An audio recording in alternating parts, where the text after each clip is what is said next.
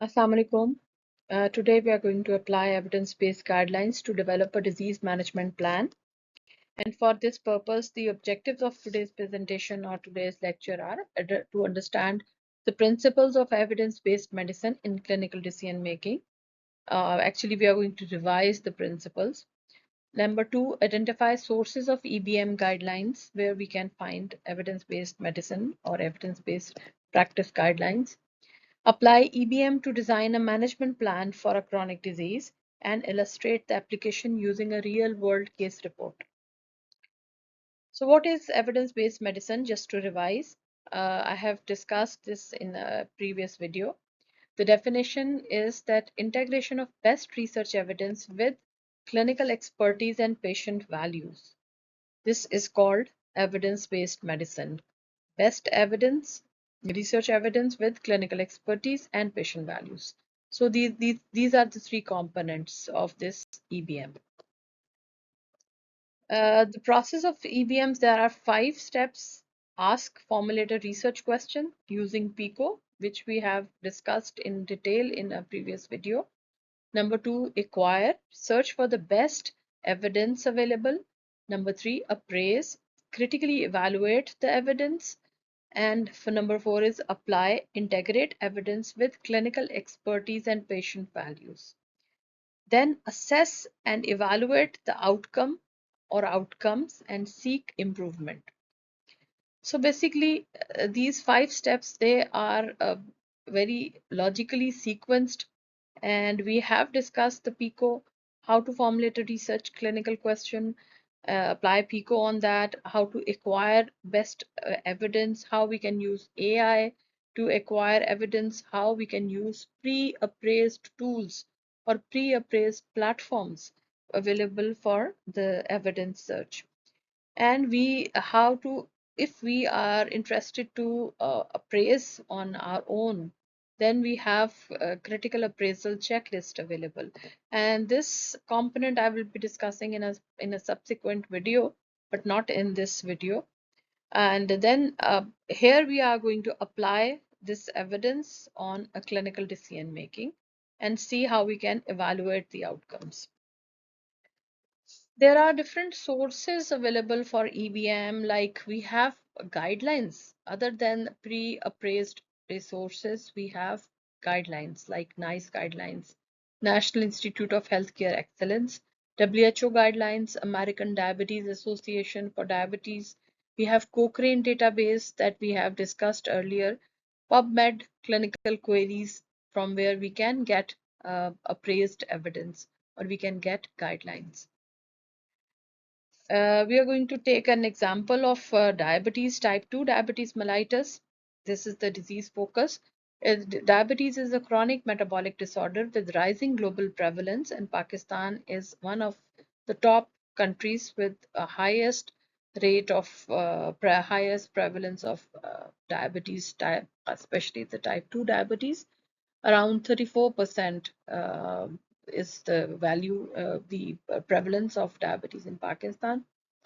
The major complications are cardiovascular, renal, and neurological, and it requires long-term, multifaceted management. So today we will try to find out how we can use evidence-based practice guidelines or evidence-based medicine guidelines for the management of type 2 diabetes mellitus in a particular case.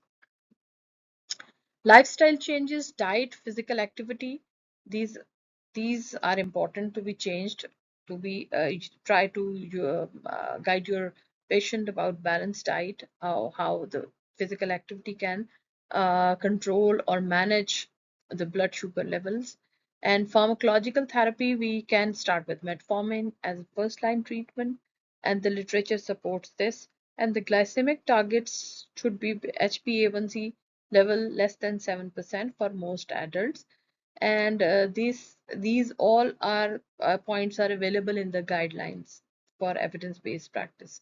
Cardiovascular risk management includes using statin, prescribing statin or blood pressure control by dietary modification.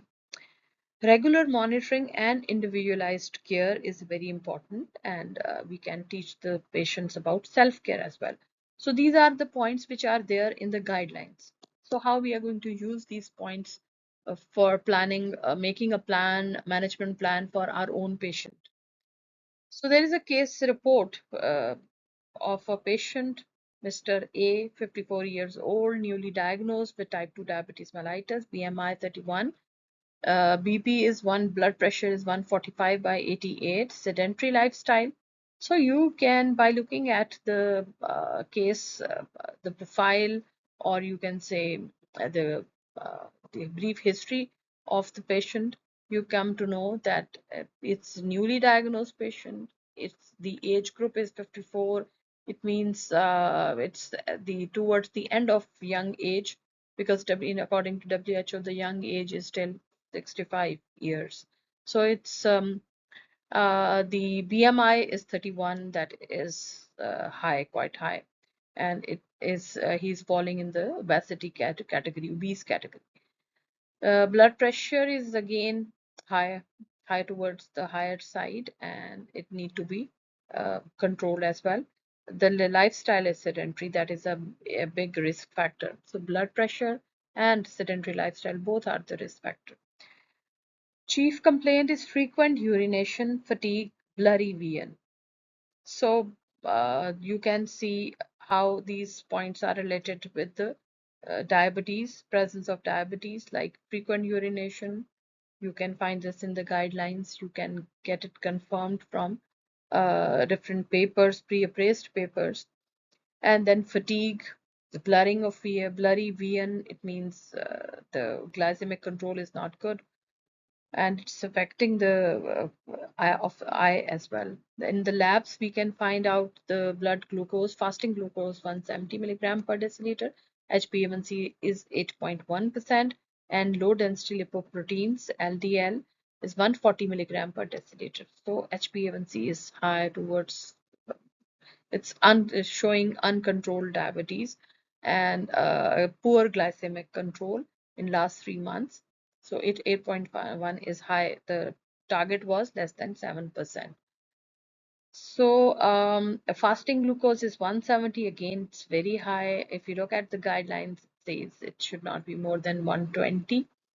Now coming to at this age, so when you look at the guidelines, you have to consider what exact age you are looking into. If it's elderly person, like if it's 54 or above 60, 65, then you can there is a different range for that. There's a slight flexibility in blood pressure, slight flexibility in glycemic control levels. Okay. So applying PICO framework, the P is adult with newly diagnosed type 2 diabetes. Lifestyle, I is intervention is lifestyle changes and use of metformin. C is lifestyle changes alone, and O is reduction in outcome is reduction in the hemoglobin A1C and cardiovascular risk. So when HbA1c is reduced, that shows that there is a good glycemic control now. And because HbA1c will be repeated after 3 months, so if you you do the intervention, lifestyle is the you can say it's the conventional or the best way without medication to ensure that there is a control on risk factors. So you start with the lifestyle changes in both groups, but you add metformin in group 1, which is the intervention group. So you're comparing just with the lifestyle changes. So you are assuming that um, there will be a better change, a better glycemic control, and a cardiovascular risk reduction in the group receiving lifestyle changes along with metformin. So that this is your assumption, your hypothesis. Search, now you search evidence and you appraise the evidence. You find out whether uh, adding metformin can reduce complication better than lifestyle modification alone or not. So in the previous slide, we just had the intervention and control group or the comparison group. And here, when we search the evidence, we get the answer from the evidence, research evidence, the published, appraised evidence. And there is no need to do the research if I find the answer, if you find the answer from the pre-appraised literature. Okay, so I can see PubMed and ADA guidelines for that. UK PDS trial is a very famous trial. Metformin reduces complication, and ADA 2024 also shows that early combination therapy is beneficial. So these are the supporting evidence that supports that metformin along with lifestyle changes with the best approach to be used in this specific patient. So here, the management plan will be based on the evidence-based medicine or evidence-based practice that I'm going to do. That number one is to initiate metformin 500 milligram BD and refer to a dietitian for medical nutrition therapy and advise moderate physical activity 150 minutes per week at least. That is a moderate physical activity plan, and start statin therapy for low LDL, low density lipoproteins, to control them, and set follow-up in 3 months to monitor HbA1c and lipid levels, fasting lipid, and then the even you can look for the dietary modification as well as outcome. So they now, after giving this plan to the patient, I will try to do shared decision making, discuss the benefits and side effects of metformin with the patient and the attendants, explore patient preferences for dietary modification and activity, what kind of dietary changes he or she can do. If this patient is a mister, so he can do, and he like to do his choices, his preferences, uh, by staying into the recommended dietary regimes, and activity, what kind of activity, how he can control the sedentary lifestyle. I can explore the patient's the feasible ways of doing more activity. Patient agreed to start modifications and lifestyle changes, because this agreement is very important. Just giving the plan in the hand of a patient is not enough.